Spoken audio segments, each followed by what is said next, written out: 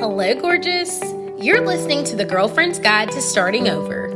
On this podcast, we talk about everything from dating and relationships to personal development. We also speak very candidly about the F word, and by that, I mean failure. So grab a pen, tag a friend, and let's talk about it. All of it. Undergoing, overcoming, and simply trying to make it through. Hello, gorgeous. You're listening to the Girlfriend's Guide to Starting Over podcast, and I'm your host, Kayla. If you are just listening for the first time, then I want to say hello and welcome to my platform. And as always, if you are a returning listener, hey sis, welcome back. So in today's episode, I want to share with you a challenge that I'm going to start embarking on as of Monday, the 25th of September. I'm super excited about it. I'm going to try this challenge for 7 consecutive days, and I may keep it up after that. It is a different type of wind down routine. You guys know I live by having a morning routine. I feel like if you don't run your day, then your day runs you. And I allude all the time to the fact that you need some type of wind down routine so that your body knows that it's time to sleep. And so a couple of days ago, I stumbled on this post by Billionaire Unions on Instagram. And basically, it is a wind down routine of 5 things to do after 7 p.m. And they claim that your life will never be the same. And I was like, you know what? Why not? Let me throw that out there. Maybe me and my followers will do this together. So I'm going to do it for 7 days. I'm going to start on Monday. So depending on when you hear this episode, I want to know if you decided to join. I'm going to go through the reel so that you guys will know what I'm doing. And I'll actually post the link to the reel in the show notes so that you can actually see the reel on Insta for yourself because it's a public page. All right. So first things first, it says step 1 is to reflect. And it tells us to answer these 3 questions. Okay.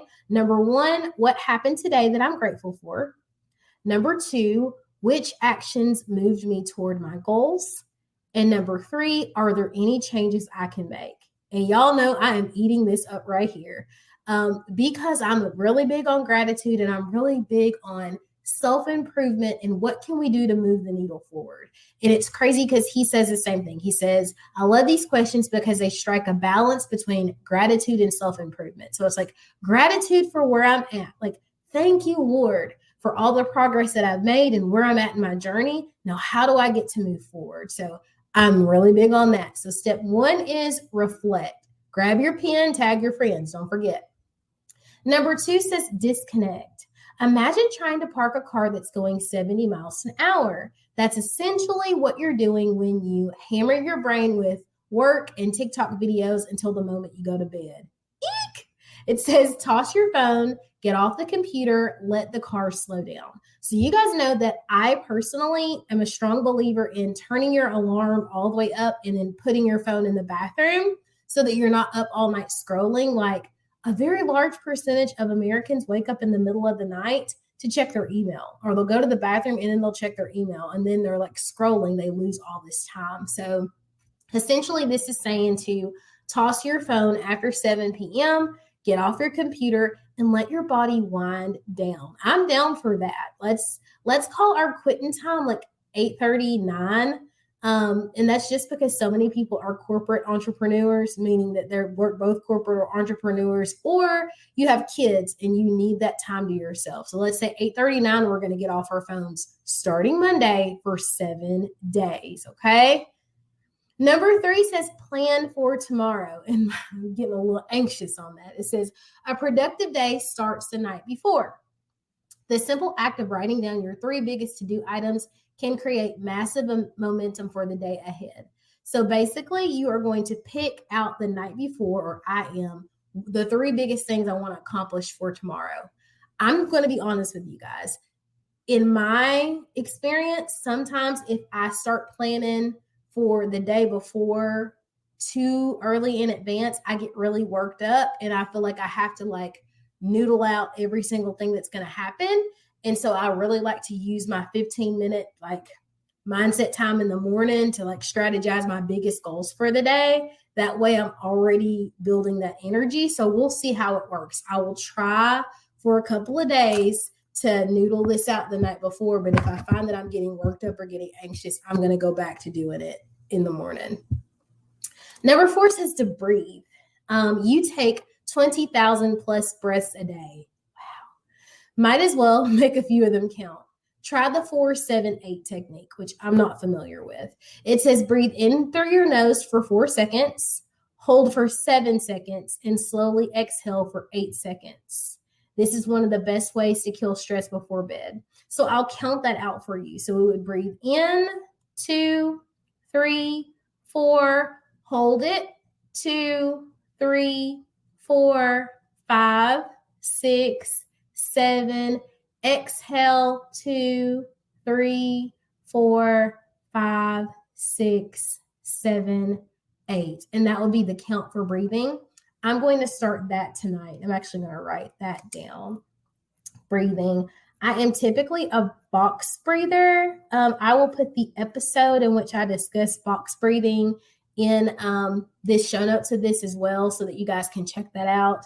But I will try this 4-7-8 method, and if I like it, I'll implement it into my regular rotation of calming techniques for my anxiety. The last one says to read, which I'm down for that.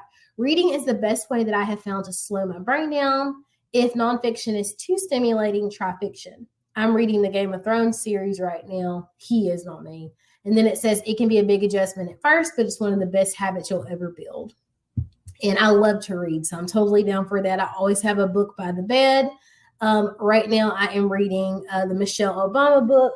It's over here, The Light You Carry. It's on my coffee table, but that is something I definitely can incorporate. So the 5 steps, guys, were reflect, 2, disconnect, 3, plan for tomorrow, 4, breathe, and 5, read.